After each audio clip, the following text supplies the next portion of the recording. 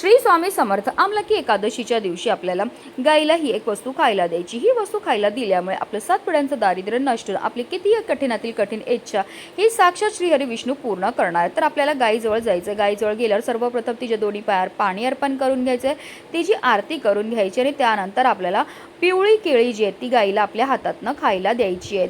पिवळी केळी गाईला खायला दिल्यामुळे आपल्या कुंडलीतील गुरुग्रह हा बलवान होतो, ज्यामुळे आपल्या जीवनामध्ये असणाऱ्या आर्थिक समस्या दूर होतात. त्यानंतर गाईला आपल्याला थोडंसं पाणी प्यायला द्यायचं. तिच्या भोवती आपल्याला 11 प्रदक्षिणा मारायची. प्रदक्षिणा मारताना आपल्याला निरंतर ओम नमो भगवते वासुदेवाय नमः या प्रभावी मंत्राचा जप हा करायचा आहे. आणि त्यानंतर आपल्याला जर गाय स्पर्श करून देत असेल तर तिच्या पाठीवर हात फिरवायचा आणि आपल्या मनातली इच्छाही बोलायची. अतिशय प्रभावी अशी ही सेवा आहे. ही सेवा केल्यामुळे आपली कितीही कठीणातील कठीण इच्छा तर पूर्ण होतेच होते, पण आपल्या जीवनामध्ये असणारा प्रकारातला प्रकार पितृदोष, ग्रहदोष, शत्रुबाधा नसून आपल्या संपूर्ण कुटुंबाची भरभरून प्रगती होते.